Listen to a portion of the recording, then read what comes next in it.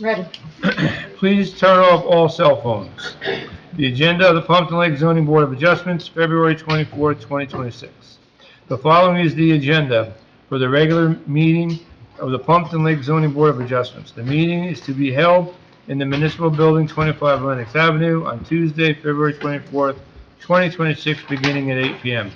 A written advance notice as required by NJSA 10:4-1 et set has been provided of this meeting at least 48 hours in advance of today, given the time, date, and location, and to the extent known, the time, the agenda of this meeting. Such notice stated that formal action may or may not be taken.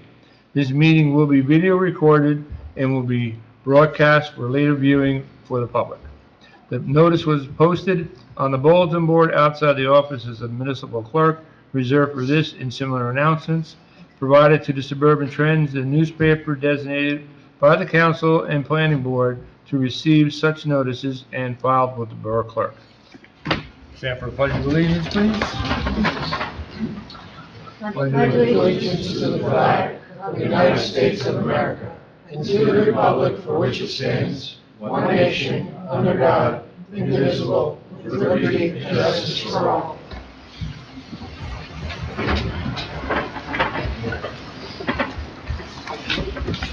We have no brief vote. Roll call, please.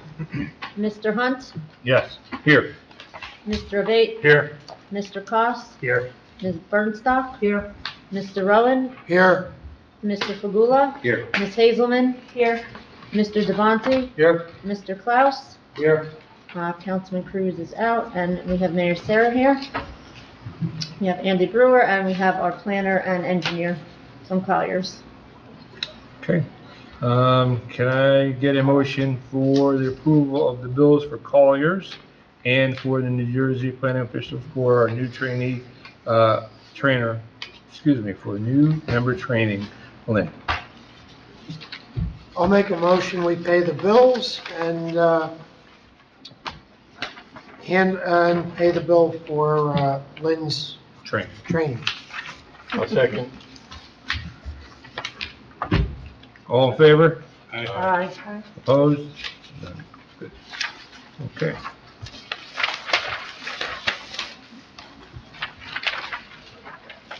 Okay, so we're gonna move on to application BOA 25-4, 20 Passaic Avenue, Pompton Lakes. Excuse me, Mr. Hunt, we just gotta do the minutes.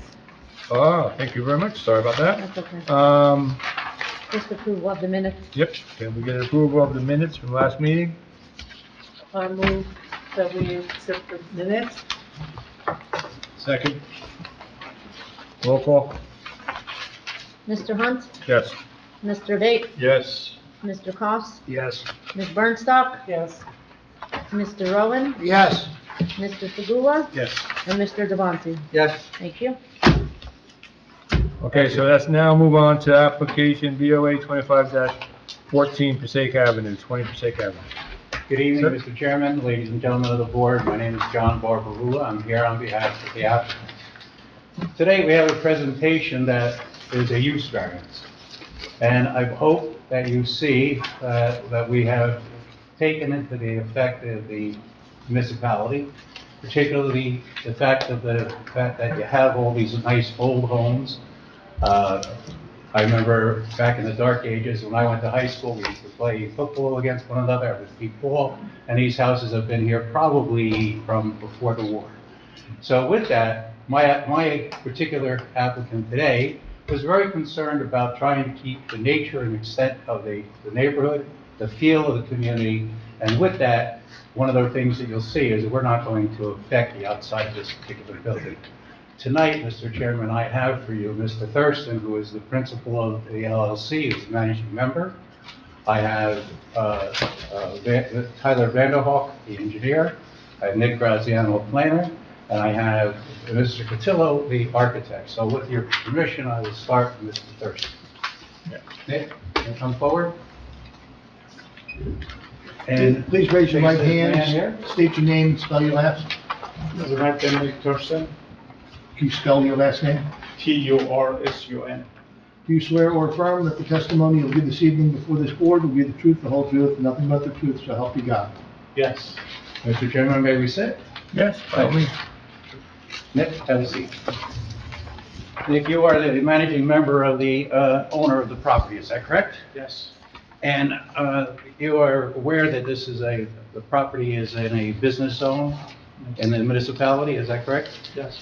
And can you tell us what kind of efforts you've had undertaken in reference to trying to rent this for the purposes that are allowed by the municipality, such as offices? My wife is real estate agent also. Just 1 second. Just speak loud enough so that everybody can hear you. Okay, make believe you're talking to your Yeah, kid. can you move that microphone closer to the Sure. All right? Yes. No, it's on. It's on. There's a button on it? No, it's on. It's good. It's on. Oh, is it? Okay. Good. Yeah, my wife is real estate agent, and we have been trying, been almost 1.5 year. We purchased in September 2024. We've been trying to rent it for office users. And we got just few applicants, and most of them, they just want a small room, small offices of 200 square feet, 300 square feet and stuff. And based upon the size of this building, then that would end up with many more Many cars more. and many more people. Many more, yes. And could your building, could the parking area accommodate splitting this building into 200-foot offices? No, Then it wouldn't fit, correct? no, not for sure. And did she list this with various commercial entities? Yes. And listing services? Yeah, by all NJMLS, LoopNet, and Facebook, Instagram, we tried everything. That's the only information I wanted to have for you and this, in reference to this witness, and I submit them to the board, any questioning, and all the public. I have no question. I noticed it was listed in the MS, I'm a Realtor as well, and it was rented, shown as rented for $9,000 a month or $9,500 a month, Yeah. minimum 2-year lease. That didn't work out then? Is No, that- no, didn't work out at all. Okay. Anyone else? Okay. Do you want to submit him for anybody from the public who may ask some questions? I don't know how you want to do it, so I'll leave it to you, Mr. Chairman. Should we, because he's gonna bring up multiple people, we have to do every, each one. Okay, yes. So we'll open it up to the public. Thank you, Mr. And, Chairman. anyone from the public would like to come up and ask any questions regarding to the applicant's testimony? I see there is none, so I'll close that. Thank you, Mr. Oh, Chairman. yeah, someone, I have a comment, but maybe when. No, there's time to do that later. If you're gonna have anything to do with testimony provided by this applicant right here, then that's now. Okay, just for that, no, I don't, thank you. Okay. All right, Nick. So now I'll take close your that seat. session, I'm sorry. With your permission, Mr. Chairman, I'd like to call Mr. Cotillo, my architect. Okay.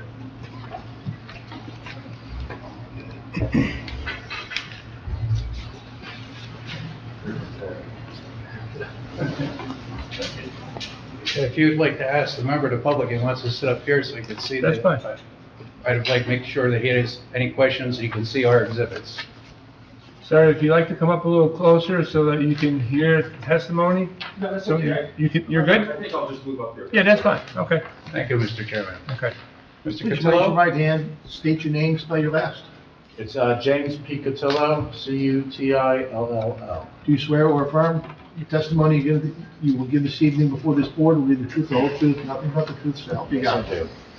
Mr. Cotillo, could you please give the board the benefit of your education and licenses? I'm a licensed architect in the state of New Jersey, bachelor architecture degree from 1986, and my license is still in good standing You didn't get any emails on your way here, right? after all these years.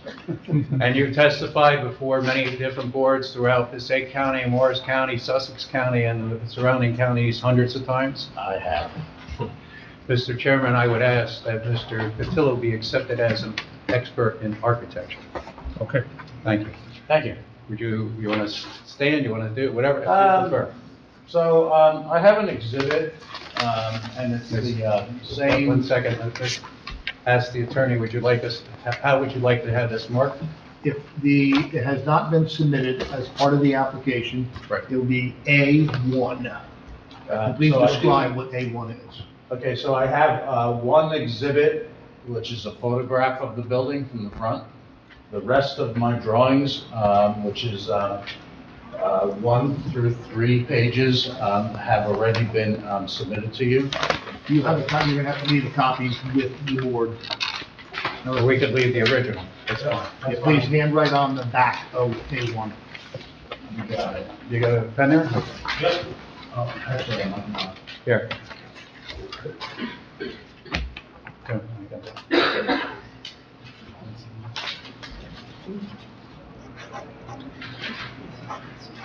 We all got the copies in the packet, You'll right? just have to leave it. Yes, but you have the drawings. Probably have it. So the first thing that I wanted to show you was just a photograph of the front of the building, and just so you could see the nature of the building. So this is just a photograph that I took from my office. And the rest of the pages that I have on the exhibit are actually the floor plans of the building. Since we're really not changing much of the building at all from the outside, we do draw actual elevations. But, so you can see here that this building was used originally, well, it was a house at one time, but lately it was used as an office. Then it was vacant for some time, and our proposal is to convert this into 6 apartments. So on the drawing, we show all of the 6 apartments, and we have 4 one-bedroom apartments and 2 two-bedroom apartments, and then we show the size of each of those apartments. And based upon the municipal law and also the ordinances in the town, we have 1 affordable unit, because we are above 5. Right, so we can do that. Right. Absolutely. So basically, we have the first floor plan. You can see the dark dotted lines to designate each of the units. And really not a lot to explain there. So there's several units, 3, and then go up to the second floor. Shows the next area with 2 units, and then the last plan. Upper level.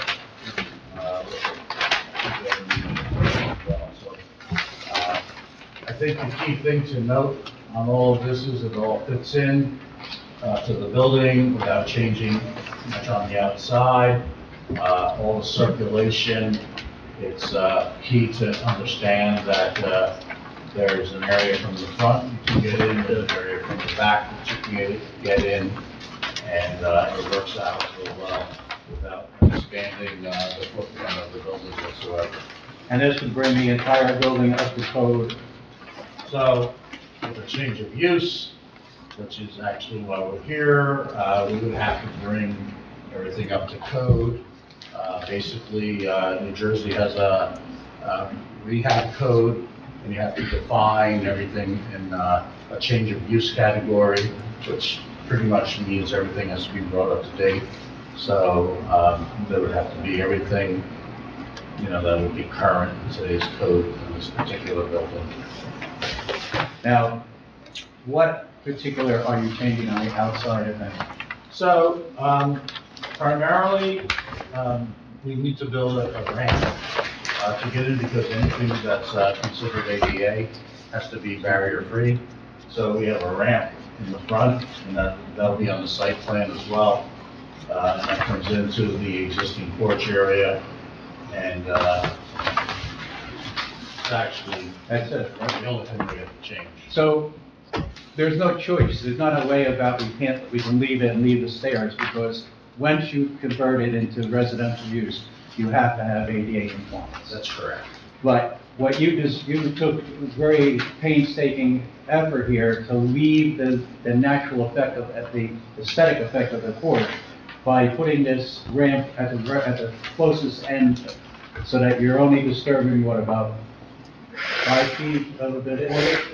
Yeah, I mean, we have to break through, we're leaving the front of the porch intact, so the whole entry would be, the same as it is now, as shown on that picture. And then, off to the side, we've created a ramp that goes down to grade. And then on the site plan, you'll notice, that there's a handicap parking spot in that area. So this was done with making it ADA compatible, but also to keep the integrity of the style of the building. Yes, that's correct. Mr. Chairman, that's all I have of this witness. I submit the witness to the board and to the public for any questions. Mr. Cotillo, the third floor apartment, will there be a fire escape? There's not a fire escape. So based on the required code, the way that we've designed this, it meets all of the new code requirements. So when you only have one unit, you have less than so many units exiting from one exit, this meets the criteria. And we're not changing any of the roof lines or the walls. It's pretty much what's there now. We're just reallocating the spaces. Thank you. Is there a basement? Yes, there's a basement. There's no units in the basement, so there's mechanical systems down there. And I feel foolish asking you this question, but I can see where you access Unit 3, but I don't see how you can access Units 2 and Unit 1.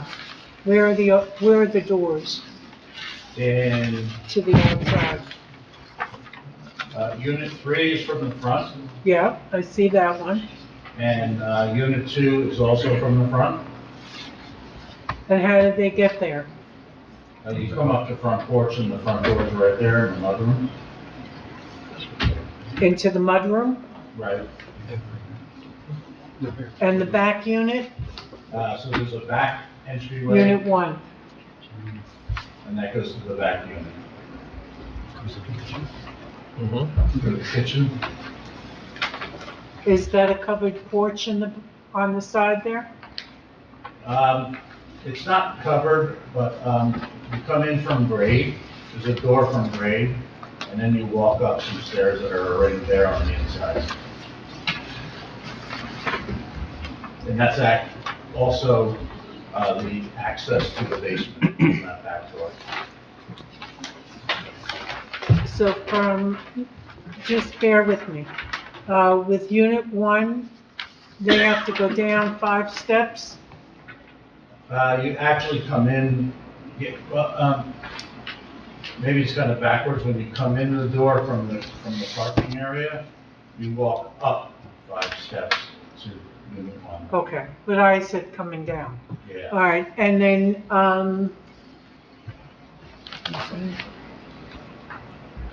then, Unit 2, that's not on the first floor?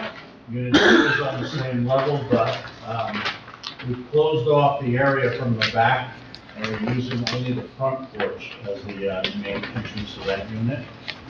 So that entrance way is from where it says new mudroom.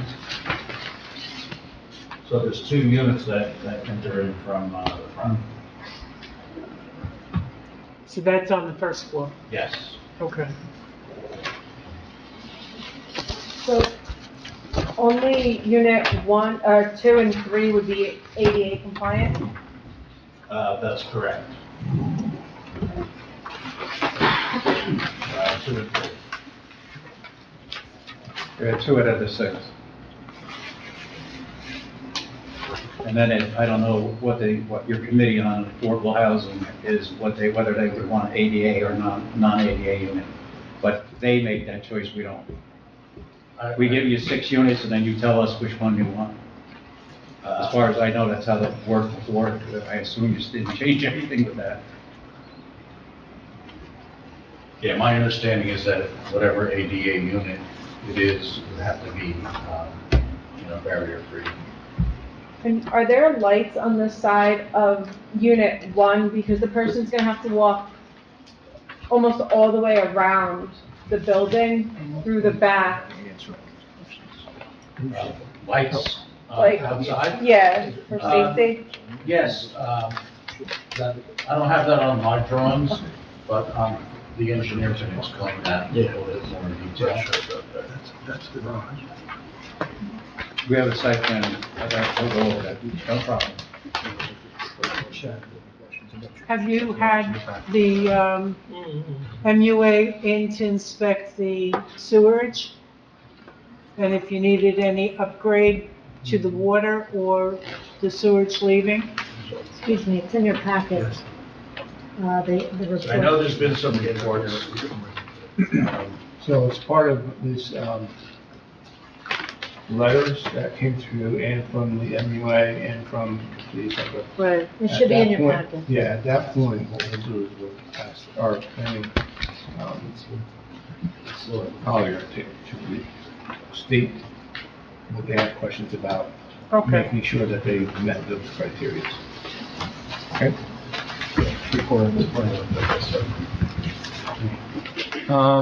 Anybody else on the board have any questions? Let's go. Will the complex have washer, dryer use, or is this something that they'd have to go outside the building to use washers and dryers? So, as it's designed, their intention was that the washers and dryers would be down in the basement. So That's it'd the be intention, right? on site, but not inside the unit. Right. Yeah, I was just asking whether they had that planned. Okay. I'd like to piggyback on that if I may. Yes. Do you know how much space there is in the basement, what size that floor plate is? And if there would be any room for tenant storage? I don't have the exact size, but the basement is the full footprint of the building. It is, okay. So there's quite a bit of room down there.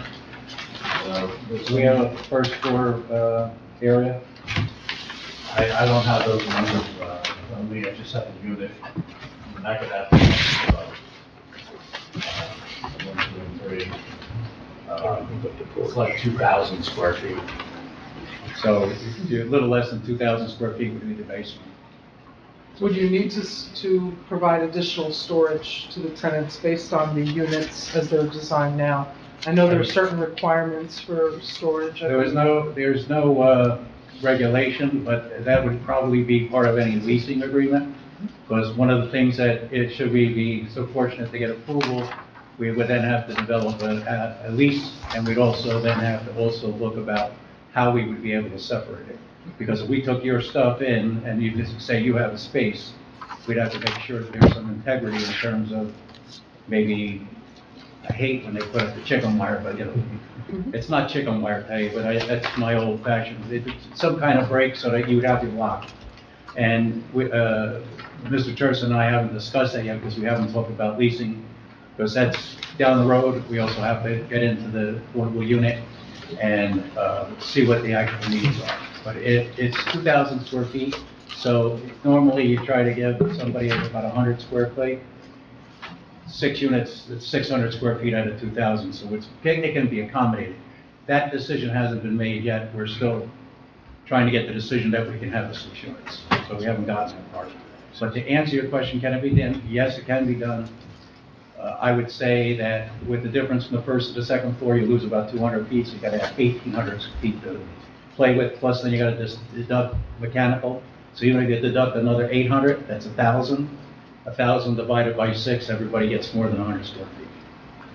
Thank you. At least, I think my math is right. I would Close. Then the other question would be ADA compliant for the basement, for access? Well, it's not. It's not required. So, Heating and air conditioning, how is it everything gonna be heated and air? All the units will be in the basement and, right now, that's the air way it conditioning gonna is. be Yeah. windows, split Well, systems? So the whole building is serviced right now from the basement, but once it's split up into individual units, it's going to have to be modified. So really, they're going to have to be individual units. but I know there's still some common space and whatnot, so there's really only like one unit in the basement right now that does the whole building.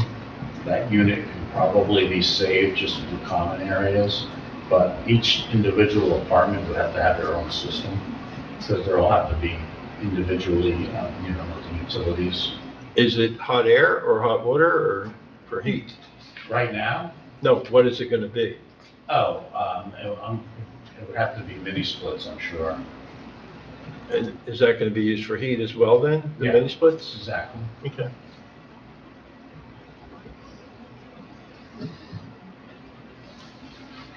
And hot water would be a gas unit in the basement, or you're gonna have individual hot water heaters for? I'm imagining that they would all be individual, on-demand water heaters. That's the way most of these are done these days. In the unit or in the basement? Probably in the unit. Okay.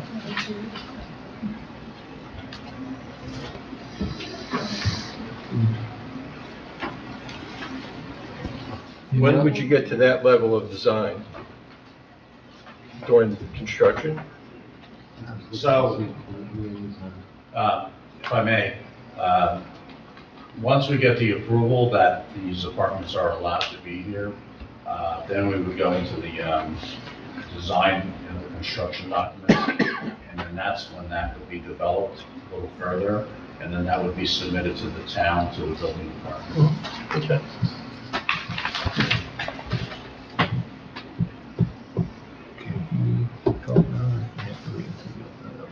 I have some questions about the setbacks.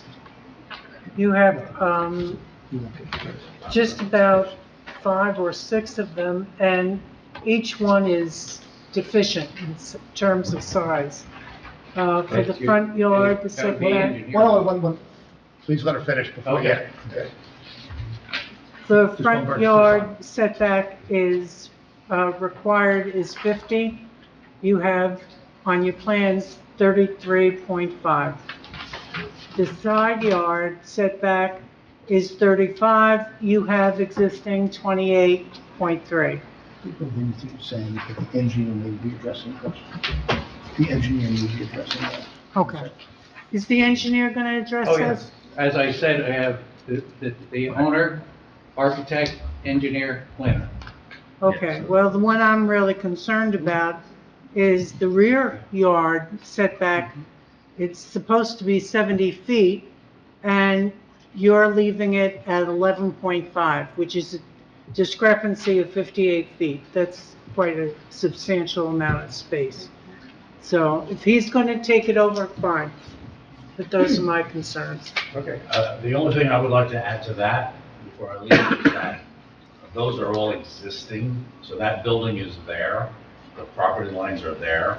We're just taking that existing footprint and we're reconfiguring it. Yeah, but you're asking us for permission to change the use of that property. Yes. So I'm thinking in terms of the neighbors around that property. And if they're used to a certain amount of space and you're cutting it down to We're not, fractional, we're not, Excuse me. One person at a time. One person at a time. you're cutting it down to a fractional amount. That concerns me.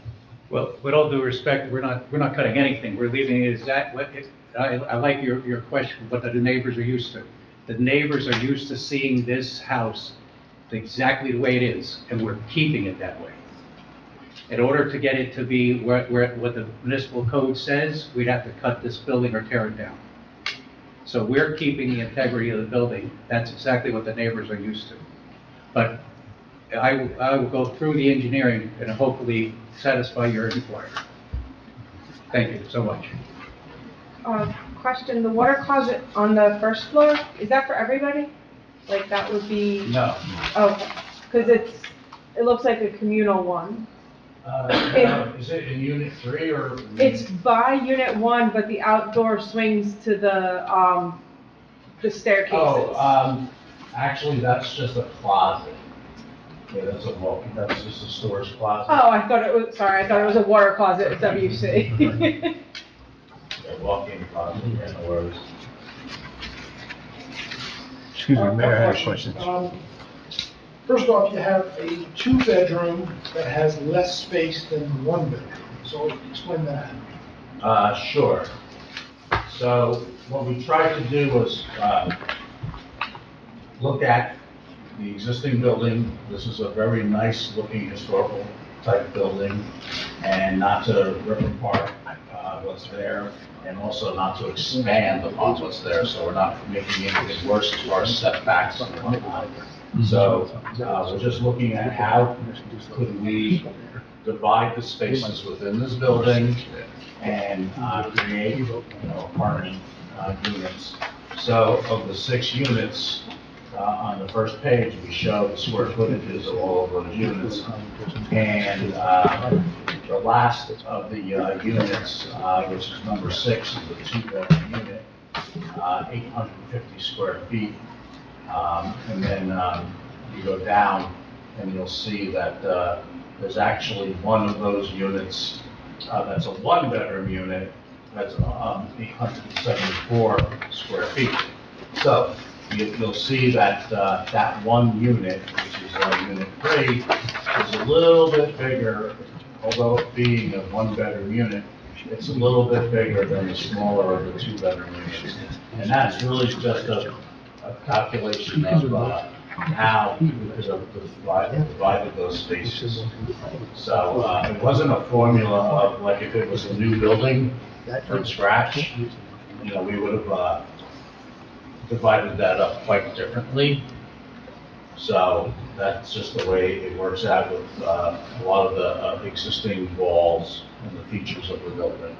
All right, so then the next question would be, normally, and the attorney might be able to help with this, co-obligation is usually a 2-bedroom, correct?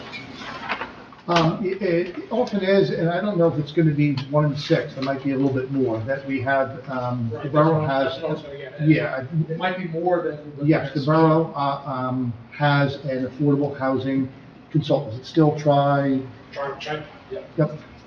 That any approval, if the board ever gets to that point, it would have to be conditioned on not necessarily saying 1 unit, but saying satisfying the obligation that they'll satisfy in writing. It may be 1 plus something else. Plus I've already done I don't that, know. that homework with them. Right now, they're saying 1, but You got it. I have no problem with you putting that kind of language in there. And again, that's if they, I have no idea if they're gonna get there, but if they do. And sometimes it's 2, but it's not always 2. It's also sometimes the ADA and usually 1. It depends on what your professional from the town, That they may, would be the condition. yeah, they may want, and I've seen that in many different towns that I work in, they may want an ADA because they don't have enough of that. And that's how they pick it. And it's not up to us. Yep. And Something they that may you'll have to- then, I don't know, board, they may then have a question about if one's gotta be ADA, but they can't access the washer and dryers. They may make Or- they or may the make us closet put a and storage. closet in and a stackable for now they're doing, I don't know what you call it, a uni unit? Yeah. It's It's a all uni contained in unit, one. it's the one thing that does both, Right. Yeah. which that's also up to them, not us. Yeah, and we can accommodate that. Actually, my last question is so my biggest concern with any new apartment building is the management of the building, which I'm sure you'll get to. But that part you were just talking about with the mudroom or whatever you want to call it, the front, what stops the tenants from putting extra people in that apartment, even though it's a 1-bedroom, and using that as a bedroom, making a 2-bedroom illegal? I understand, it's on the town to oversee that, but it's also on management to keep the numbers of people correct in each apartment.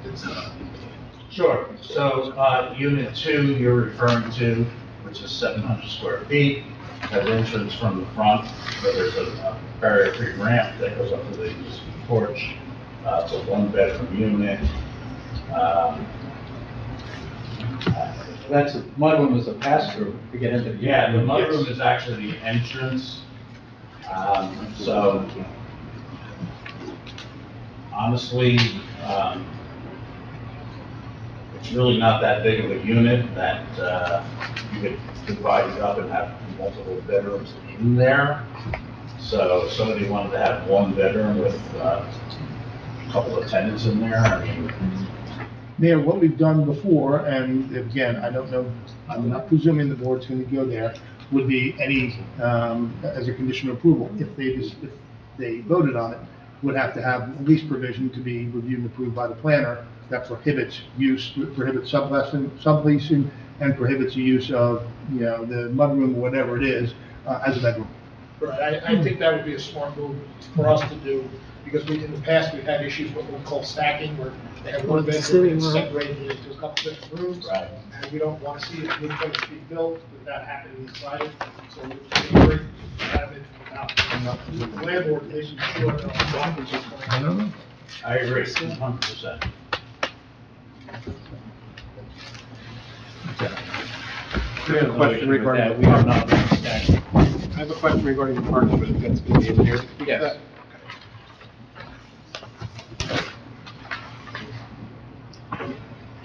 Anyone have any other questions on the board? Do the chimneys, are the fireplaces still there? Yes. They're not shown on the second or third floor, because you have the kitchens stacked over where the chimneys are, or where they would be in the center.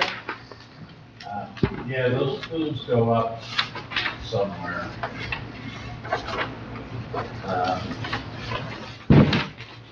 Looks like they're probably in the area where that closet is from the hallway. Right, and then on the third floor, they're in the middle of the kitchen, like dead set in the middle. Yeah, I'm not 100% sure where they go up. I think it's in that area over here. So we're not planning on removing those. Okay, because they would be in the middle of your kitchen on the third floor. They're on the side. They're, I don't know how to describe it, but, they're in this dead area right over there. Just behind the kitchen. On the third floor? Yeah.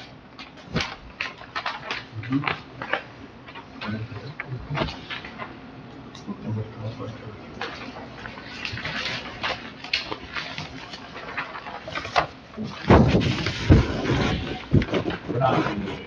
No, I was just, because that would take the whole integrity out of the kitchen. Yeah. They're just outside of that body line.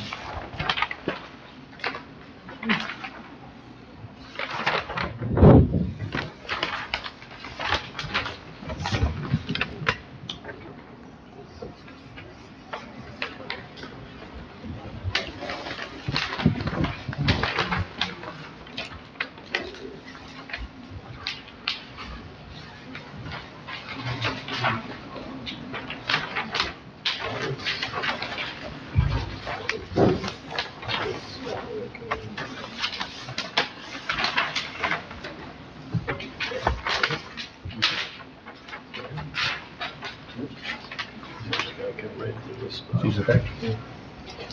So the floor is the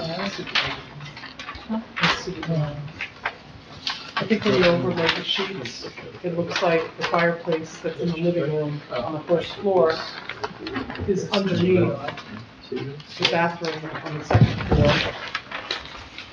And as you go up, looks like it's not shown on the third floor at all. I think that's where the confusion was, I might be wrong. So on the second floor, there's an area where we walk in the closet. And that space there. And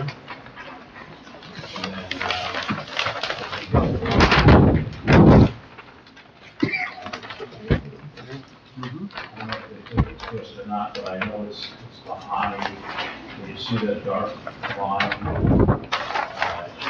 Yeah. Yeah, It takes up the whole kitchen. it's behind, it's behind. It's outside the wall, the kitchen. Right, but the other ones are, they're back to back. Yeah, it's in that area. Those flues congregate together and then they go up, so they twist a little bit.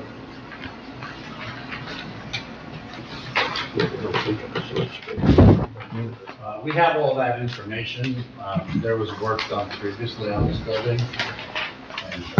took a lot of that, other than physically measuring it, we took a lot of that information from the previous drawings.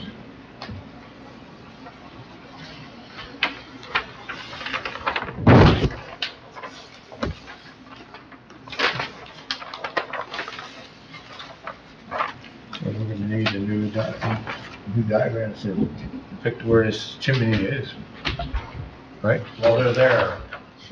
I understand they're there. Drawings, because it's not relative, but What would the board ask for them to be shown?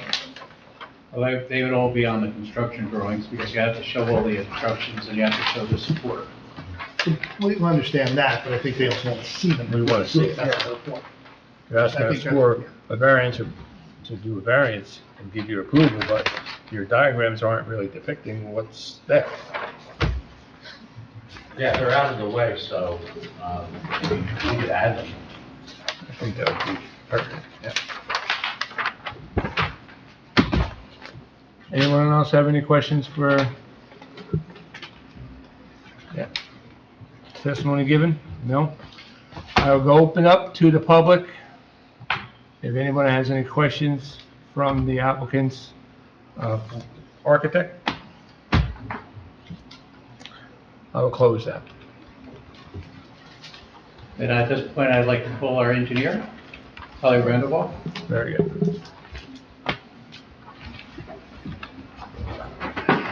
And we do have one exhibit, marker P2. P2, yeah. Yeah. And so when he comes up, he can testify exactly what. Yep. Yeah. He'll introduce it. Mark it A2.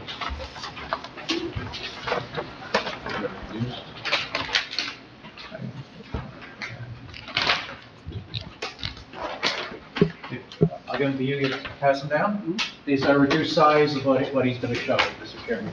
Very good. Full size, we did for the record.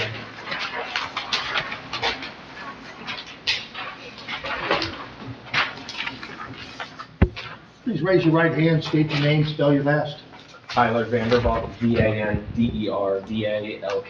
Do you swear or affirm the testimony you'll give this evening before this board will be the truth, the whole truth, and nothing but the truth, so help you God? Yes, I do. This is for you. Thank you.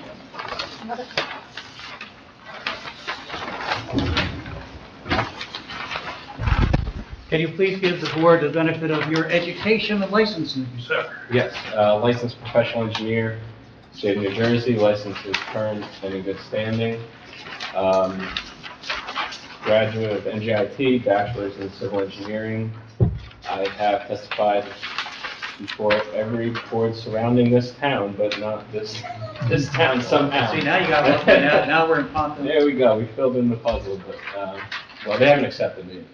Well, you have been qualified in Riverdale, Butler, Bloomingdale, Kinnelon, Wayne, Quonic. Lincoln Park. I would submit that Mr. Tyler Vandervalk for an expert in engineering with your permission, Mr. Chairman. So be it. Thank you. Tyler, you have done the plans in this regard in reference to the site plan, is that correct? Yes. And you are fully familiar with the site, and you have also tonight provided an exhibit that we marked as A2, which is an aerial view of the subject property, is that correct? That's correct. And you describe A2 to the board and the public. Yeah, so this is entitled Aerial Exhibit, dated with today's date. And what it is an aerial photograph of the neighborhood, along with approximate boundary lines based on GIS, and also an overlay of the zoning in the area. I'm not going to provide a lot of direct testimony on this, but the planner likely will. And the subject property is outlined in rectangular and pink color? Yeah, that's correct. And this is accurately describes the existing conditions this was today. Within the last couple of years, yeah. I don't know when the aerial photo was taken exactly. All right, can you tell us, can you go to your site plan? Because we have one of the members we had a couple of questions, we had lighting. We've also had a parking question and setback question. So if you could go through the site and explain to the board and the public exactly what we're doing on this site in reference to the proposal. The plan set that I have before you this evening is the same one that was delivered to you with no updates. So this was last revised December 23rd of 2025, consisting of 3 sheets. To start, I would like to look at the top left corner of sheet 1, which is essentially a site preparation plan with existing conditions. So you can see the building location shown here with the existing setbacks, the 11.5 feet to the rear as discussed, 33.5 to the front, 25.7, I'm sorry, to the left side. That's the principal structure as it exists today with the front covered porch, walkway. We have a detached garage in the back left corner. And then as it exists today, the site actually has 2 access points onto Passaic Ave. We have a narrow, what I would call one-way driveway located on the easterly side, and we have a 2-way driveway on the westerly side to an open parking area. The intent is to remove the entirety of the pavement and driveway from the left side of the structure, and that would be landscaped and lawn, and you'll see that on the landscape plan. So we'll remove that driveway, we're going to remove that curb cut and a portion of the sidewalk, so all access will take place on the right side of the driveway. This was primarily because this extra pavement is not actually useful to the property in the sense that we don't have enough space to drive between the buildings, at least safely. We don't have space to have parking with appropriate backup. We have a narrow entrance at only a single car width. So this was really extra pavement that wasn't serving the purpose of the property. So as part of the application, we're seeking to improve the property by removing that hard surface and put some vegetation there. So in terms of positive conditions to the property, we get rid of 2 access so that people driving down the Passaic Ave, they now only have to worry about one section where people can come in and out, not 2. That's correct. And the site is covered with macadam, therefore more impervious. We're taking that out and making more pervious so that it's more green than it currently exists. Is that correct? That's good. That is correct. Thank you. Go ahead. So that's the existing condition and what we're planning to do as far as removal. As far as the proposal of the site plan, we can see to the right of that, I'll start with the improvement to the building, the one improvement that was discussed, and that's the ramp out front. And this is provided access as discussed. That ramp takes a 90-degree bend at the building corner back towards the drive aisle, or not the drive aisle, the pedestrian aisle next to the ADA parking stall. As discussed, this parking lot largely exists today, and as we're going to discuss, there are a couple of design waivers that we need because of that. But what we did, and specifically in the area of the ADA to be fully compliant, is we are going to expand the pavement by just about 18 inches to 2 feet there in order to get the proper depth of the stall at 18 feet. Today, those stalls are undersized, so we're going to have 2 stalls that are expanding to be fully compliant. And then the remaining of these stalls, just because of the proximity of the building, specifically it's on the easterly side of the parking lot, those are at 16.2 feet. Again, this is an existing condition based on the current location of the drive aisle. So we do have a design waiver for shorter stalls at 16.2 feet rather than 18. I would note that we do have a 2-foot overhang available at that curb line, so we can reach the 18 feet if we include the bumper overhang at the curb line. The existing driveway, as dimensioned there, is 21.3. Requirement is 24 feet. So that's a second design waiver. Again, an existing condition. The main reason that we're not expanding that is because we have a utility pole that's located on Passaic Ave that would require a significant change in order to widen that to 24 feet. For this low volume use, we think that the 21.3 feet is appropriate, seeing that we have a less intense use than what existed previously for all these years, and that we have a drive aisle width of 10.5 feet on either side, where a parking stall is only 9 feet. So physically, the cars can get in and out, and we think it will be functional for this use. In total, we're providing 13 physical stalls. One of those stalls, as mentioned, will be van accessible ADA compliant. Another one of those stalls is actually going to be an EV charging stall, as required by state law, and now probably part of your ordinance as well. When you have multifamily, 5 units or more, you're required to provide a charging station. So we're providing that. That's located towards the rear of the lot, and that equipment for the charging will be located near the AC condensers, so that mechanical equipment will all be sort of in one location towards the rear of the property. Because of that EV stall, we actually get a credit, so although there's 13 physical stalls on the property, on paper we get 14 stalls. Based on the zoning ordinance, we have a requirement for this number of bedrooms and these number of units of a total of 11 stalls, and what we provide in total is 14, the 13 physical plus the EV credit that we get. 6 of those stalls are located to the east of the drive aisle, and then 7 located to the west. Again, other than the very minor curb bump out near the front of the building in order to fit the appropriate ADA stall size, we are maintaining the existing curb line of the existing parking lot, not expanding that anywhere else as part of the project. We will be adding appropriate signage and striping, stop signs, stop bars, centerline stripe, etc., restriping the parking lot, resurfacing the parking lot as required. In addition, we're going to be adding in a dumpster enclosure. So today the site does not have one, but we will have an appropriate place dedicated for refuse storage awaiting pickup, and that will be fenced with a 6-foot-high fenced enclosure. That's the back right corner of the property. We're not providing or proposing any identification signage, no monument sign or anything like that for the street, because it's going to be a strictly residential use. We'll just have a street number visible as required by law. As far as the zoning, we are located in a B2 business zone, which is of course why we're here tonight, requiring the use variance for strictly residential use. There are a number of nonconformities as previously brought up by the board. We start first off with the lot area. The requirement in this zone 20,000 square feet, where we're at about 3/4 of that, 15,381 square feet. Lot frontage and width is conforming at 150 feet, where 100 is required. As far as the principal building setbacks, as it was mentioned, 50 feet is required in the front yard, 70 feet required in the rear yard. Our total lot depth is only 102 feet, so those setbacks actually overlap. This lot has no allowable building envelope. If we were coming fresh from a vacant lot, anything built here would require a variance.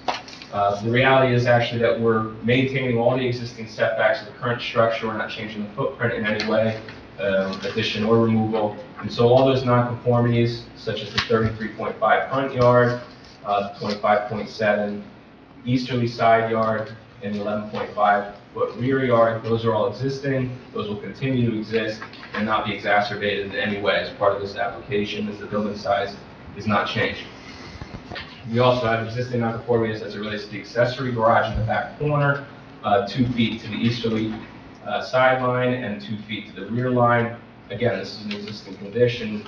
We're not looking to change that. No updates in that regard, but how it's existed for many years will continue to be the same. There's also nonconformity as it relates to the building-to-building setback. Accessory structures are supposed to be 20 feet away from principal structures. In this case, we're 9.4 feet away. While that will remain, there previously was pavement and drive aisle there at only 9.5, extremely narrow. That's being removed, of course, as we talked about. So while that nonconformity remains, there's actually improvement in the sense that we're just not forcing cars to drive through that narrow area. Max building coverage, of course, that's unchanged. We're not changing the footprint. We are compliant at just a little over 20%, where 30% is required, so or allowed, I should say. So we're about 2/3 what we would be permitted in that regard. As far as the impervious coverage today, it's at 77.6%, and what we're looking to do is actually reduce that by about 12 percentage points to bring it down to 66%. So by the removal of all that pavement, we're opening up a lot more green space on the property. So what the people see now is much more commercial, much more paved, and we're bringing it into much greener space. Yes, that's correct, especially on that left side.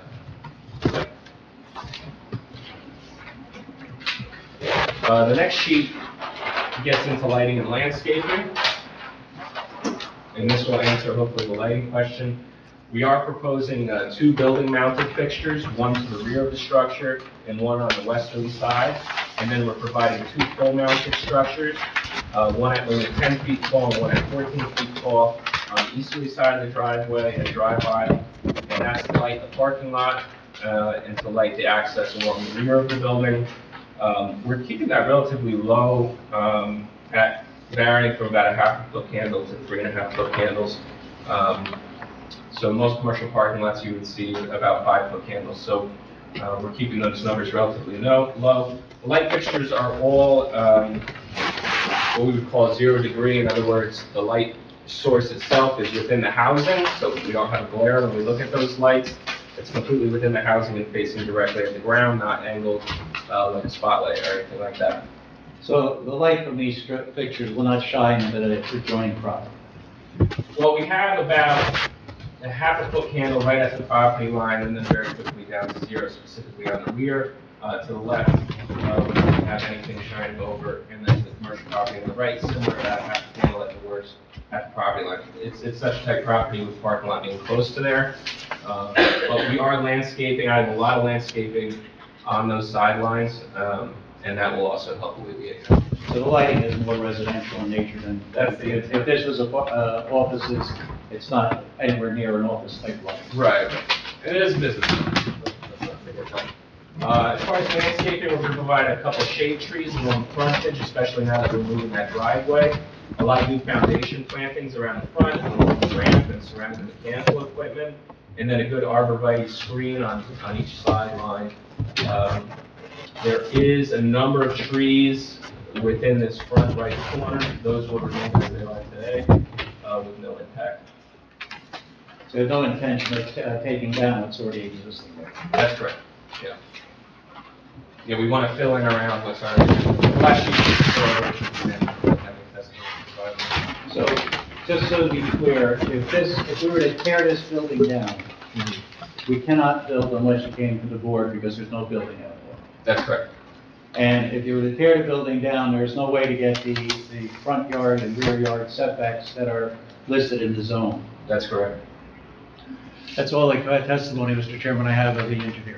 Quick question, you testified that the date of the drawing you're working off of there is for December or something? Yeah, if you look at the top right corner, that's the revision line, sorry. Oh, okay. Oh, yeah, I saw a different date. I just wanted to I make get sure we that had the question same a lot, document. because there's probably a 40 sheet layout on my end. Yeah, original date is on the bottom, these are all the revisions. Understood. The lighting that you're talking about, Yeah. are these gonna be like a motion sensor type lighting? Are these gonna be operating all, is there gonna be hours that they're gonna be illuminated? Yeah, I think for the residential use, I would think they need to be left on, because you can't predict when people are coming home. That's why we have the so low foot candle at the border. No problem. It's not the same as if you were talking about the stores along the main drag, but I believe that he's right, that legally we have to make sure that it's accessible. That's fine, just wanna make sure. You mentioned taking out the driveway on the left. What's in the plans for the garage? Yes.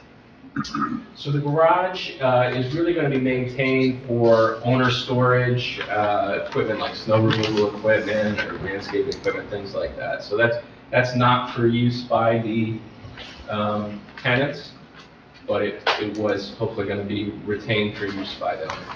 Okay, it will not be a rental. Correct, right, not that. We have no problem with making that a condition. We are not renting that. The biggest problem with multiple family of this size is where does the landlord put his things? So that was our intention as Tyler has indicated to you. But we have no problem with a condition that should not be rented to third parties. All right, I have two questions.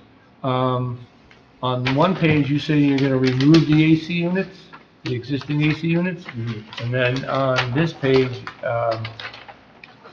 it says that you're gonna be at proposed illustration right next to it. Right. So you're replacing it so that Those they are the could be, replacement condensers. so you could break it down by Unit. By unit. Correct, yes. Okay. And then the other question I have is the refuge. Is that gonna be enough room for companies to come in there and remove that? A turning radius to get in there to remove that? So, worst case scenario, they could roll it out and just pick it up straight on and then back down, back out. It's not a super long distance, and again, it's not a heavy traffic to use. But we could provide some turning templates as a condition if that's something you want to see. Well, I'm just concerned that they're gonna be coming in to that area, in the parking area, you know, parking spaces. Yeah. And where is this truck gonna wait for that to be rolled out? And you don't want it to come out on Passaic Avenue, so. that's all I I'm mean, saying. yeah, again, with this use, it's not like a convenience store, you have people coming in and out every 3 minutes, right? So, I understand. I think you have a little bit more opportunity and gap in traffic where you're able to pick that up. Okay. I have one question on the two plants that you have as a CH. That are the two in the front. Yes. Can you describe more about those type of plants and what the root system is? Because they are close to the concrete wall there. Just tell us a little bit about what. Yeah, I mean, the columnar hornbeam, it's really intended, those are intended really for street trees because they do grow rather narrow. And they are they're a good 12 feet or so off that sidewalk set with the popper. So I don't anticipate any issues from them.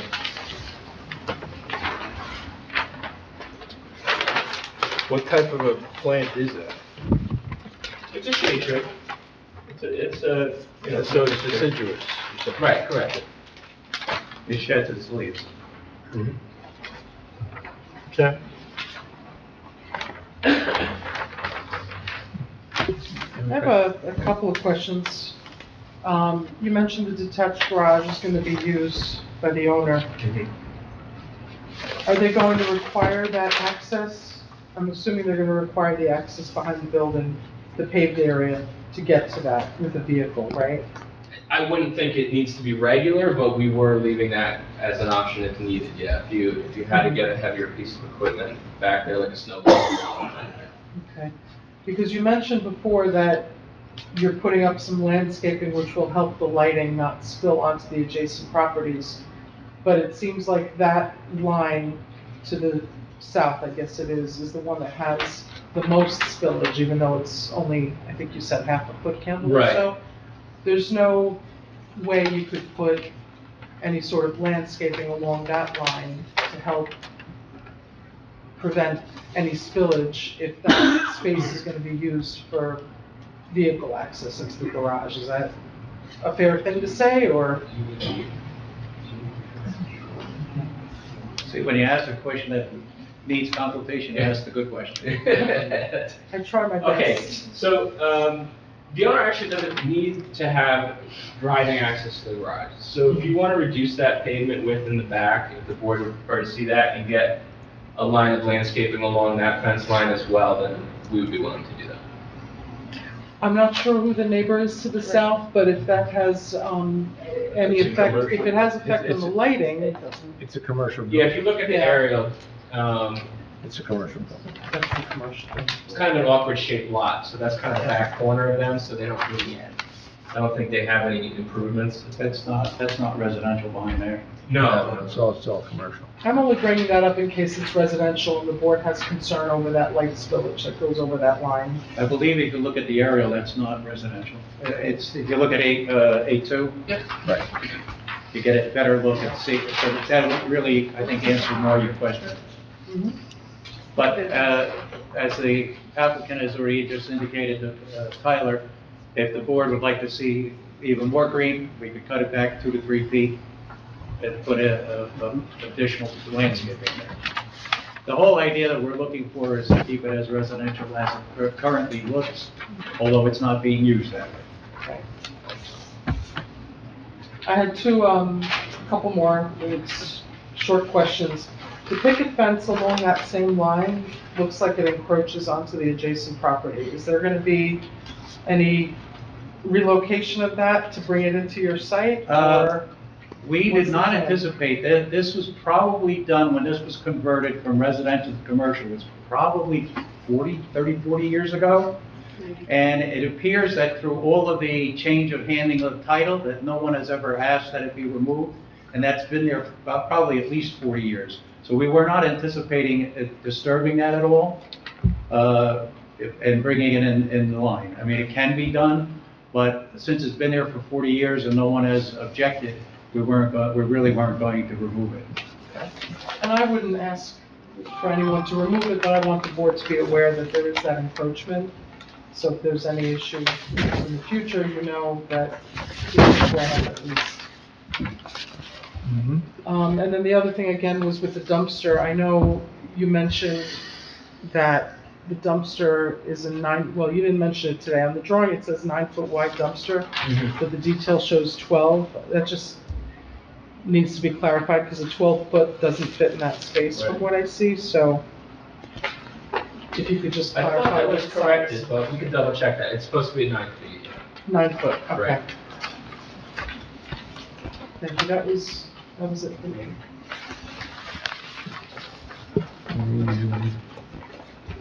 Right. Some of the questions that you had earlier, but they've been answered, right? Okay. Dave, any questions? Anybody else? That's good. Okay, so what we'll do now is we'll open it up to the public to any questions regarding the testimony that was just given. Please come forward. I have to bring this up only because we're going through it right now with the town, but obviously you're across the street from the firehouse, okay? I would hope whoever's renting out the place is letting them know that our fire alarms are gonna go off quite often in that vicinity. I have someone right now who just purchased a house who wants alarms removed from the street, and it's gonna take us to court over it. So, I want to make sure that you're aware that whoever's renting is telling the residents there is a firehouse, this alarm's gonna go off quite often, and it's gonna be loud, and it's gonna go off at night. Well, the owner's right there, and now that you put it on record, it's gonna probably have to be in the lease. Good. I like that condition. Considering he has an attorney who actually knows how to read and write, it may actually end up in the lease. And we all know that's a one-way street, I would say, so obviously they're coming around from the other side to get out. Thank you. Is there anyone else that needs to come forward and ask the applicant on his testimony? I see none, so we'll close that session. Thank you. Mr. Chairman, with your permission, at this time, I'd like to call my planner. Yes, please. We just leave the, thanks. Well, you're up there. Please raise your right hand, state your name, and spell your last. Nicholas Graviano, Nicholas with an H, last name Graviano, G-R-A-V as in Victor, I-A-N-O. Glad you came back. Do you swear or affirm the testimony you'll give this evening before this board will be the truth, the whole truth, and nothing but the truth, so help you God? I do. Mr. Graviano, could you please give the board the benefit of your education and licensing? Certainly. I have a bachelor's degree from Rutgers University, a master's degree in city and regional planning from Rutgers University, a law degree from the Temple University School of Law, where I received a distinguished class performance in state and local government law. I'm a licensed professional planner in the state of New Jersey. My license is valid. I also hold an AICP certification. I also serve as a special adjudicator for the Affordable Housing Dispute Resolution Program.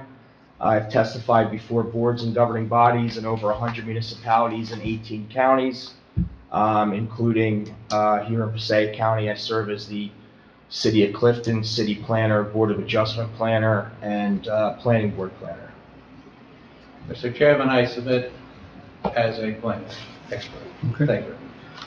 Thank you. Thank you for having me, board. It's a pleasure to be here tonight. Nick, you are fully familiar with this application. You've been to the site, you've examined the ordinances and master plan of the municipality. Can you please give the board the benefit of your analysis and the planning, keeping in mind that this is a use variance not permitted in the zone, if you go with the statutory requirements, please? Certainly. As you heard in previous testimony, the applicant is before the board this evening for a specific piece of property known as the borough tax maps as Block 8300, Lot 2. That's with a street address of 20 Passaic Avenue. That is in an existing office building located in the B2 zoning district. That is a commercial zoning district. The applicant is proposing a building with 4 one-bedroom apartments, 2 two-bedroom apartments, hence the D1 use variance is being requested, and that use is not permitted in the B2 district. The applicant's engineer provided you with A2. It's an aerial of the site. The site is located in a triangular block, Block 8300. It's surrounded by a variety of land uses, mainly houses of worship. We've discussed the presence of the firehouse. There's also a commercial building next door. Moving towards Ramapo Avenue, it starts to become more residential in nature. As you head towards the firehouse and heading up Wanacue Avenue, you start heading into the downtown of the municipality. I don't have to tell you all, you're familiar with the location of the site in the municipality. The applicant is requesting preliminary and final site plan approval with the D1 use variance, as well as the pre-existing C variances that were discussed by Tyler before in his engineering testimony. The applicant is requesting relief for lot area, front yard setback, rear yard setback, accessory structure side yard setback, accessory structure rear yard setback, and accessory structure distance between buildings. That's all indicated on page 2 of the January 20th, 2026 Collier's letter. All of those variances are existing conditions not augmented by this application. They could be granted under the C1 criteria, whereas due to the extraordinary situation affecting this specific piece of property, strict application of the borough's zoning ordinance would create an undue hardship on the applicant in the development of the property. That variance certainly could be granted without substantial detriment to the zone plan or zoning ordinance, as those conditions exist today. So the bulk of my testimony is going to focus on the D1 use variance. The applicant must show in particular cases and for special reasons, that's the positive criteria of the D1 use variance, that this proposal advances purposes of zoning of the municipal land use law, is particularly suited for which the site is in which it is located. Now, when we look at that term, particular suitability, it's not the applicant's role to demonstrate that there are other viable locations within the municipality for a project of this type. Just that this site contains characteristics that make this 6-unit residential apartment building appropriate for the site in which it is located. The applicant must also satisfy the negative criteria, and that there's no substantial detriment to the zone plan or zoning ordinance or the public good. So first, I'm going to look at the particular suitability of the site. This was a former residential structure at one point in its life. The structure was built in 1915 as per the borough tax records. So this is an application which seeks to preserve this house, which is this building, which is historic in nature, seeks an adaptive reuse that's responsive to market conditions, to keep the structure, which is aesthetically pleasing to the neighborhood. It's part of the neighborhood fabric, and it adds to the streetscape of the neighborhood. I had a chance to look at the site's proximity to public transit. On Hamburg Turnpike, there's bus routes 197 and 748, which is like less than 2-minute walk from this site. So residents of this building will be able to take public transit to access New York City, as well as routes that take you to Patterson and spots along the way. Additionally, it's within walking distance. I walked it myself to 2 beautiful recreational facilities within proximity of the residential dwellings, and additionally, it's in walking distance to downtown. So this is a location which is particularly suited for the residential use, which is before the board this evening. Moving on, looking at the purposes of zoning of the municipal land use law, this proposal certainly advances 3 purposes of zoning. Specifically, purpose A, to provide municipal action to guide the appropriate use of lands in a manner which will promote the public health, safety, morals, and general welfare. And that's done through a couple objectives.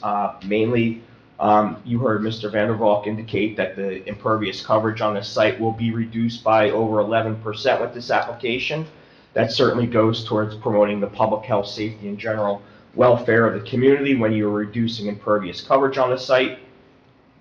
Additionally, this building will be brought up to modern building codes, and the complete rehabilitation of this building certainly goes towards the safety and welfare of the occupants of the building. Looking at the term morals of the community, it's certainly a benefit to preserve buildings of this ilk to keep them part of the fabric of our community, and it certainly goes towards addressing the morals of the community. Additionally, it promotes Purpose G to provide sufficient space and appropriate location for a variety of residential uses to meet the needs of New Jersey citizens. I had a chance to look at the borough's housing element and fair share plan, which broke down the housing types by the number of units in the structure. Looking at 5 to 9 unit buildings, which the applicant is proposing before the board this evening, that use only constitutes 2.5% of the housing stock of the community. So this is certainly a building which is underserved in the community and will certainly provide sufficient space for a housing type to meet the needs of the residents of the community. Just touching on that fact a little bit more, 91% of the housing stock within the municipality are either 1 unit detached, 1 unit attached. That's either a single family home or a townhouse home, duplex, or an apartment building of 20 plus units. So this is certainly an underserved product in the community. Lastly, in terms of purposes of zoning, this certainly advances Purpose I to promote a desirable visual environment through creative development techniques and good civic design and arrangements. It's a creative development technique to adaptively reuse these older buildings for multifamily. Certainly it's the trend that these office buildings are going toward from commercial uses to residential uses. I had a chance to look at some office space data prepared by Newmark. That's a real estate company that not only markets properties but does data on properties. It indicates that northern New Jersey office vacancy trends in the last quarter of 2025. Vacancy rates were roughly anywhere from 18.3% to 26.3%. That's why people like the applicant before you this evening are having problems renting this space.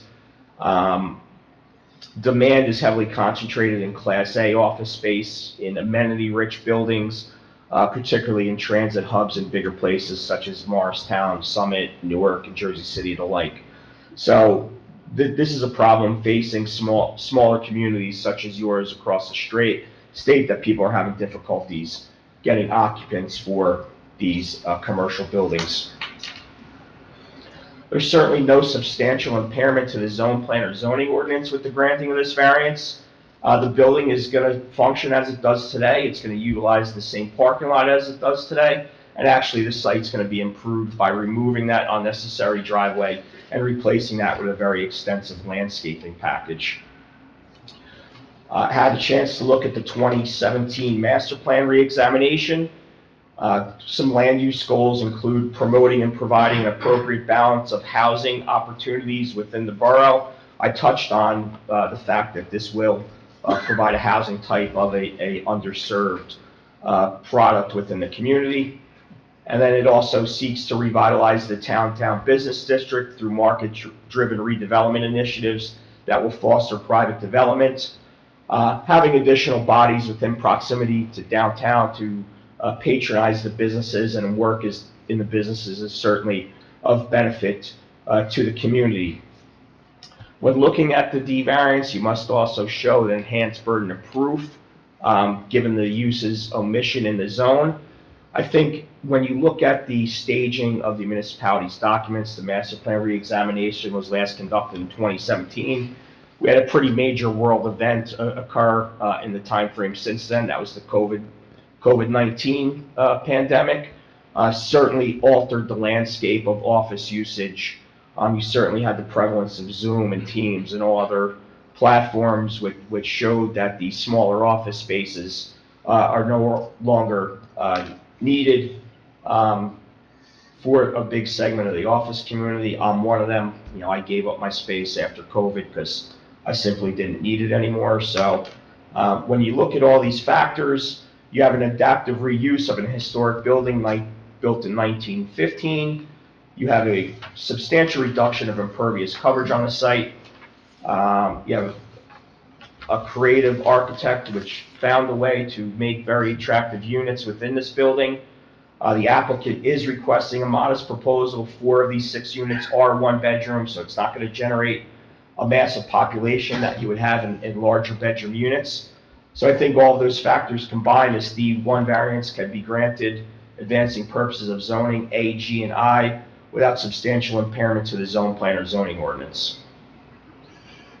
Okay. That's all I have, Mr. Chair.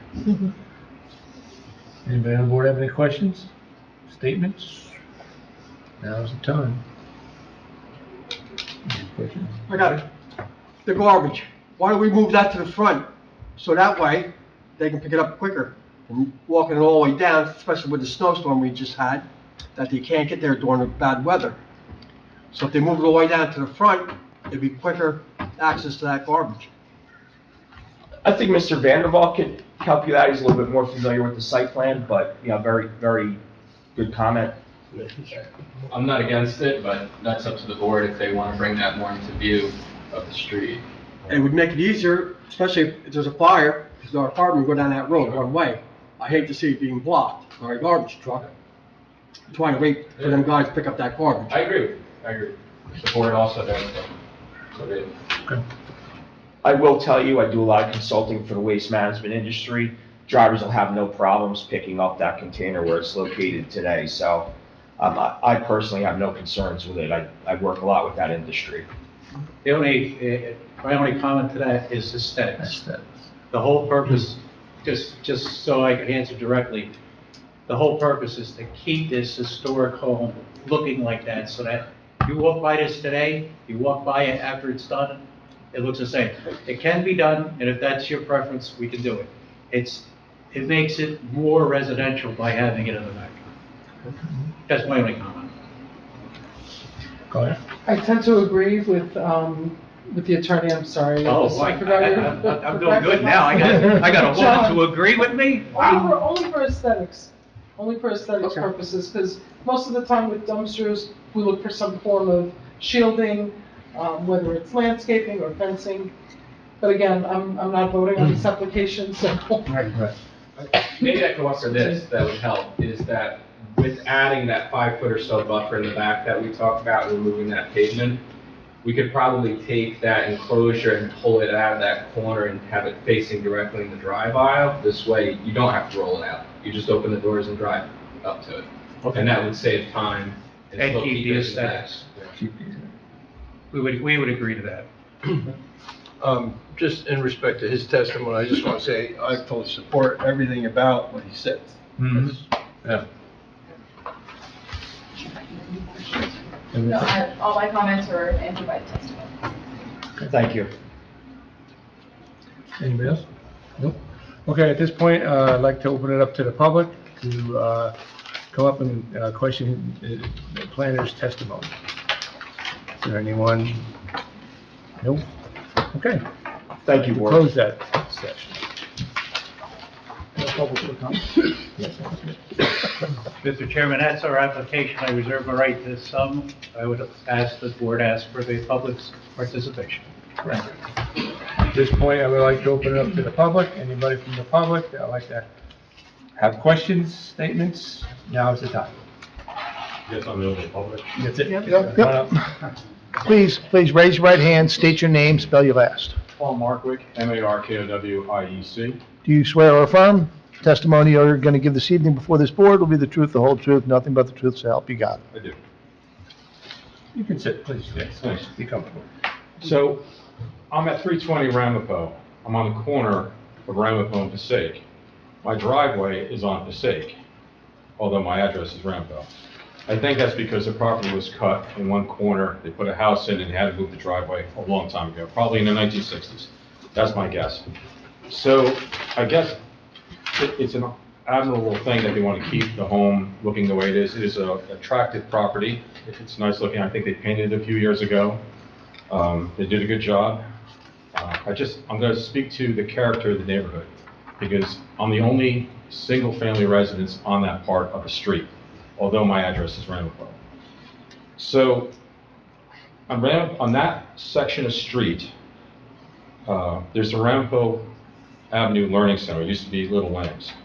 Monday through Friday, sun up to sundown, dropping off, picking up cars, coming, going. Christ Episcopal Church, weddings, funerals, hall of events, piano recitals, religious observances, El Mustafa Center, special events. In summertime, they use their parking lot for like a kids' carnival, religious observances. Every Friday afternoon, there's a month-long religious observance going on right now. We feel Al Mustafa and Christ Church are good neighbors. We have a good relationship with them. Moving down, 191 Hamburg Turnpike is a professional building with offices, which is used as a cut-through many times. It hasn't changed. It's not going to change. It shouldn't be happening, but it does. But it adds to the volume of what you see on this part of the street. Of course, the firehouse, 24/7. Guys do a great job. Always something going on. Of course, there's 525 Wanacue Ave. Now, that's the apartments and business at the end of Passaic Ave, on the right-hand side, on the corner of Passaic and Wanacue. And that has the old cut across from Hamburg Turnpike into the driveway, which is also exit, so at the end of the street. That is a problem, and of course that leads to the main memorial, one of the most challenging areas of Pompton Lakes to turn. There's a lot of accidents happen there. So all I'm saying is, whatever you guys decide, and I've learned a lot of things, you have questions I didn't even think about, is that how much more traffic and cars do you want to add to this little section of street? I've been there 25 years. I've raised 3 children. I've seen a lot of accidents. You have to be careful with your kids. Their driveway is small. The property isn't very big. The home is a good size. You're talking 8 bedrooms, 6 units, lots of cars. And they're going to be on a street. You're going to free up one spot. Of course, it's a one-way street. And you do have the occasional, almost daily, car going up the wrong way. I think you have maybe an officer out there tonight directing some traffic because of some of the observances that are going on. So, I mean, talk to the police, talk to the firemen. I've seen it pretty much all. It's just a very busy little area. 2 o'clock in the morning, it's not so bad. But 7 days a week. And as far as not being able to rent it as a business, Summit, we got Franklin Lakes. We're the hub of Passaic County. There's all kinds of highways that run through here. I don't know that end of it, but as far as just using it and putting more homes and more cars, and you're just going to add to it. And that's the way I feel about it. And that's really all I have to say about it. So thanks for hearing me out. I appreciate what you guys do. You know, really, as these things go along. Thank you for coming. I just thought I would mention it. Whenever there's an application, we do seek a letter from the police department and the fire department that they drive by and render an opinion. And that can affect what we say and do. In this particular application, we have a lieutenant from the police department and the acting fire official, which see no problem with the application. Well, that's fine. I don't know how long they spend at the area. I mean, No, I please go just through thought I there. would mention I'm it. just saying, from someone that's lived there for 25 years, I'm catty-corner to the property. It is an attractive property. I understand what they're trying to do. I'm just telling you the way I see it. And everything that I just mentioned goes on every day, 365. And the firehouse, there is no off. It's 24/7. You have big trucks going through there. El Mustafa Center, a very vibrant congregation, lots going on. They have a small parking lot. It's always double parked, jammed. Christ Church, very small parking lot on Ramapo. They have to park on the street. So we got Fridays, Sundays, every day of the week with the Learning Center. The businesses, I just ask you to consider that part of it, because I didn't really hear much about it from someone that's been here for 25 years. So. We do appreciate you coming. No, thank you for hearing me. I appreciate it. And that's really all I have. Thanks. Okay, thank you. Thank you. I have no questions. Thank you. I just want to, so just to add to his point, you know, I've been involved in the redevelopment in this town for 20 years now, so I'm dealing with these projects a lot. It all comes down to management. So the management team that's involved with building this project is responsible for the project. Okay, responsible for the people that are in there, responsible for the people that are parking cars and how they're doing it, and they have to be on top of that. If it's an absentee landlord or management, you're going to have issues. If it's someone who's on top of it, it'll run smoothly. That's what it boils down to. Okay, thank you. So, Mr. Chairman. Yes, sir. Ladies and gentlemen of the board, I want to appreciate not only you and your questions, but it brings into particular clarity about what our application, your questions especially about the setbacks and everything.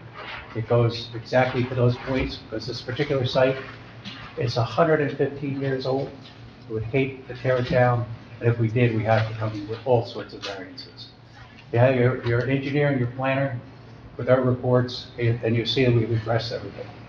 So, with reference to the gentleman who lives here, one of the things you have to see is, you bring your own personal experience. When you have an apartment, and your planner and your engineer will testify, you know what happens. You get up in the morning, you go to work, you come back, that's your 2 trips. Then maybe you go out. What he's had an unfortunate experience, but thankfully, I was expecting him to say he has a problem with all of those institutions, he's getting along well. But the intensity of the commercial use that would be allowed here is much more than what we have in this type of situation. We have an ingress and egress of an individual. When you have even a 2-bedroom, you know from personal experience what happens today, especially since COVID. 2-bedroom, usually the other one is your office.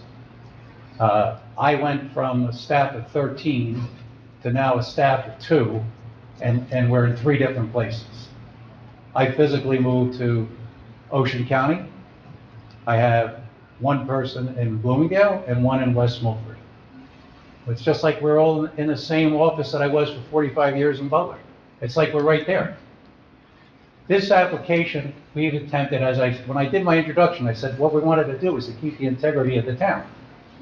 These homes were the pride of Passaic County. These were once family homes. These were huge. These were very affluent people who had these homes. This will never be used in that type of situation again because of what has developed around it. The church, the fire department moving there. In 1915, I don't think the firehouse was there. Pretty sure it wasn't. So what do we have now? We have a master plan that looks to develop and provide the housing needs of the municipality. Nick testified that this particular area, it's 2 to 9 units, a very small, 2.5% very small. So what do we have here? We have a major thoroughfare right to New York City. So we're more than likely going to get an individual or a couple who are going to get on that bus and go into New York City, or going to get right back out to 287 or down Hamburg Turnpike. You have a situation where parking, and I know you addressed the parking, and one of the things here is we have excess parking, physically excess, from what you require in the ordinance. And then I really think, I represent 3 towns, well, I just retired from 3 towns, but as up until 2025, I represented 3 towns, Butler, Riverdale, and Englishtown. And I always laugh to myself when somebody says, well, we put 2 EVs so we get credit of 4. That's not 4 cars. But that's what the state did. They said, hey, we want you to do that, so we're going to give you a fictional credit that the board must consider.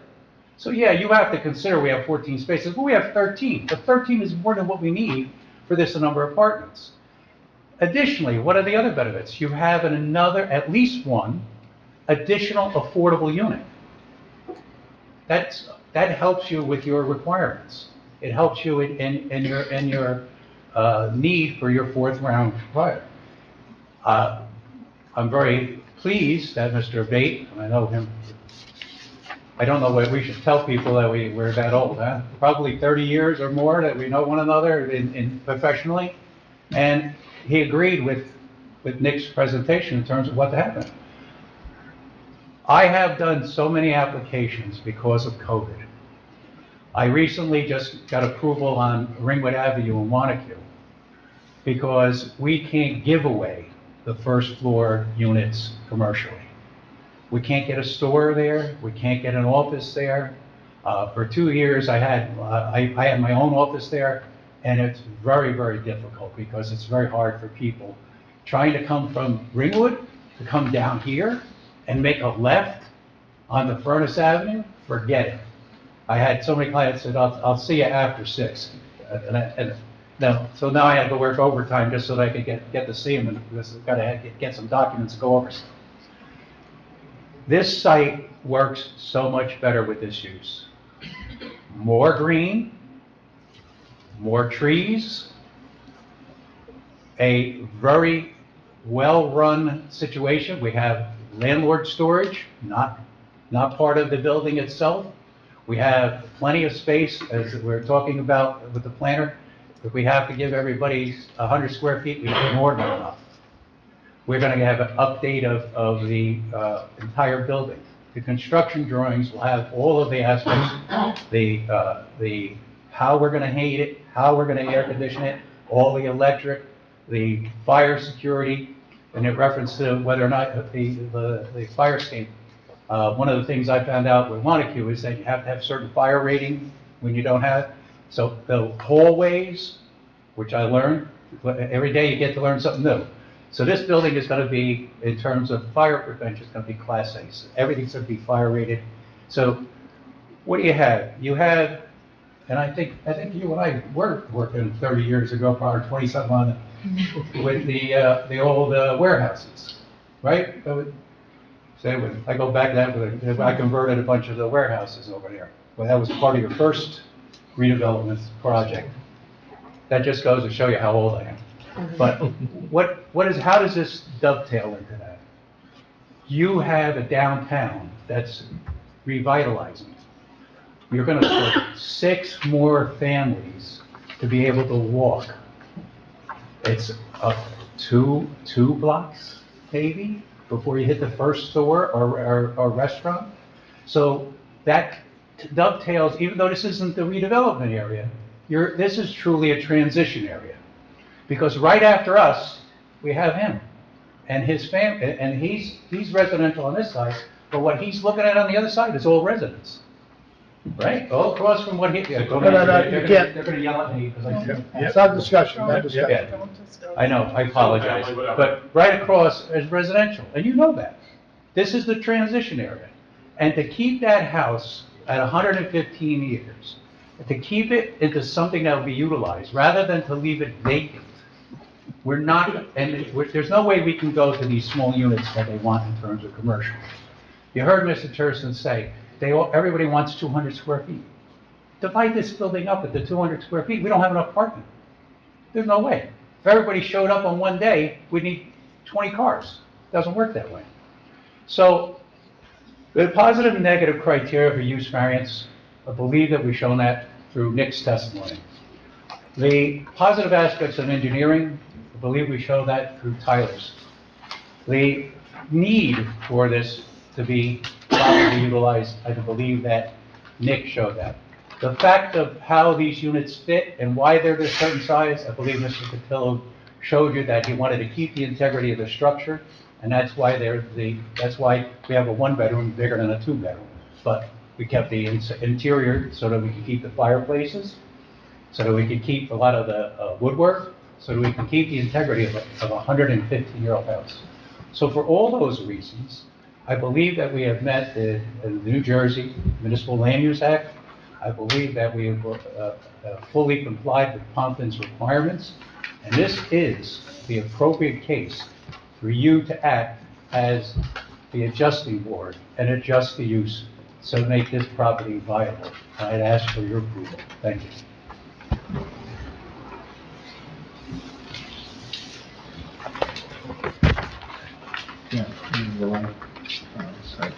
Conditions? I can read them, the board can consider. So, what I like to do is to have Andy go over the conditions so that we can make an informed decision if we're going to consider this for approval. Sure, the ones that I have written down, I think I got them all, but, that they would comply with the affordable housing requirement as confirmed in writing by the borough's affordable housing consultants.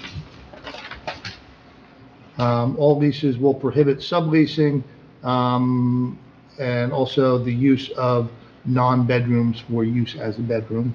The chimney will be shown on the plans for the second and third floors.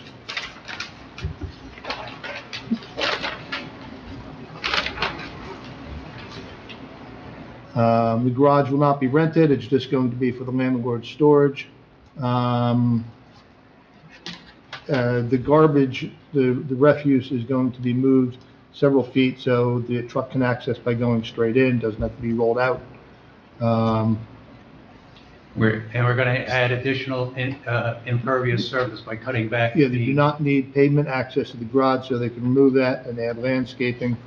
There'll be a provision in the leases, specifically notifying all tenants of the location of the fire department and the frequent alarms which go off in association with that. And those were the conditions that I have. We also talked about the basement. Andy? Does this involve us or? Yes, it does. What is that? That's the municipal water. Municipal utilities. All, this is always going to be contingent on obtaining all utilities. So you don't do that, but they'll have to get their approvals, and that's, well, the resolution would be conditioned on them satisfying MUA. Andy, should we say anything about the basement storage, the 2,000 square feet, and how that will be used for possibly providing tenant storage or washer dryers? Yep. Sure. Not sure if that would be a condition, but I know they testified to the 2,000 square feet, so. You say, didn't he say that? Let me hear it first, then one second. Just in answer to the planners, I want to indicate that we will provide tenant storage in the basement, and the washer and dryers will be in the basement for tenants' access. And as I said before, ADA requires us to put a unit, whatever, UIN unit, that will be done because it will be part of that requirement. They'll tell us what we do. Sure. Washing and dryers, free access, or they're going to be charged? Huh? It's free access, or there's going to be? No, just we're going to put them there. I don't know about whether or not they're charging or not charging. That's going to be part of a lease issue. We haven't gotten that far. We haven't talked about leases because we wanted to satisfy you. But we will, as the planner says, we are going to put washer and dryers in the basement for tenants' use only. And storage for each And we unit will will give be them accessible. storage. That satisfy your question? Yes. Okay. I was gonna say about the air conditioning. On the plan, it's outside. He mentioned before it was gonna be inside the AC. So I was just wondering what's, The location of the AC units to be delineated. I'm not sure. They're going to be replaced, Tyler, they're replacing the same area, right? The AC. ACs?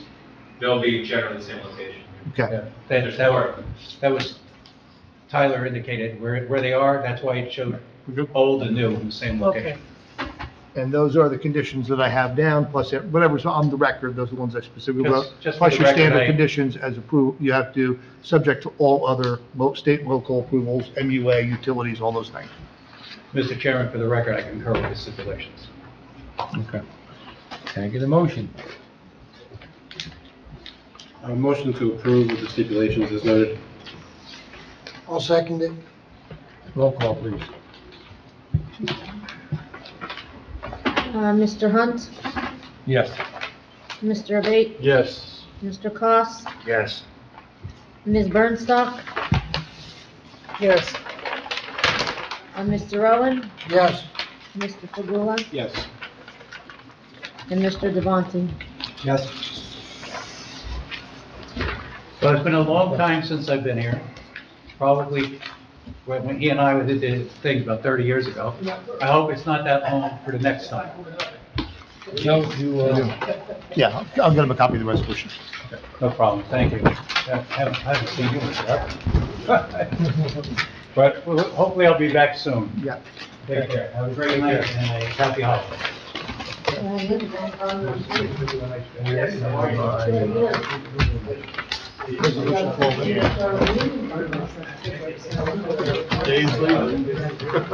Okay, Dave, The resolution. all right, we're at the 5-minute recess. The other one has to be demolished? Yes. By the VFW? Do I have to hit the gavel again? I'm sorry. All we have to do is. 5 minutes. Okay, call the meeting back to order. We have a resolution, BOA 25-08, 102 Albany Avenue. Has everyone had the opportunity to review the resolution? Yep. Any questions, comments, corrections? Nope. None. Can I get a motion to accept the resolution? I'll make a motion, we accept the resolution. I second. Roll call, please. Mr. Hunt, Yes. Mr. Abate, Yes. Mr. Koss, Yes. Ms. Bernstock, Yes. Mr. Rowan, Yes. Mr. Fagula, Yes. Mr. Devontae. Yes. Okay, correspondence, we do have a memo that came out from Elizabeth and Susan regarding training. Please make sure you get that done. You have until May 31st to get that done and to inform Susan that it is done. Can we make an arrangement to see the video either before a meeting or after a meeting so we can get it done all at once? We could, but I think it's a video and you just gotta sit down and just, You just have to watch it. yeah, if you have to watch it. So if you wanna get together and watch it as a group, whoever can make it, can make it. It would otherwise- just be easier for her as well as us. No, it's really, I think we should just communicate it, and if you wanna do it. Okay, If I'll you can make ask it, her. you make it, yeah. Yeah. Okay? So that was that. New unfinished business, Mr. Koss, you have anything on open space? I'll make it quick since it's 10 o'clock. No. The harsh winter, two biggest projects, the Willow Field and the bridge at Hirschfield, they're on hold with the bad winter, right? Correct? Right now, we're looking about a month behind. She was, Karen Murphy, the chairman of the rec commission, wants it done by the end of school for when This last snow has not helped us. Let's just say that. Earthfield, like I said, I was told the two, footprints are in for each side, it's gonna be craned in, and that's as far as they got. Yeah, they got both the footings in. And, the walkway path can't be finished until that is, so it's all on hold with the blizzard. They're not done. There's a lightning detector system going in down at the Little League field that works off of the main unit at Lakeside School Field. Apparently there's a horn and a light that goes off and, Well, I can comment that when I was at the football game, we did have an alarm go off, and everyone was like shocked, they didn't know what the heck it was. yeah. And then they figured out what it was, and they cleared everybody out. So yeah, it's an interesting siren, or whatever the heck you want to call it, alarm system. My only concern, well, residents complain when there's no games on in the summer and that thing's going off.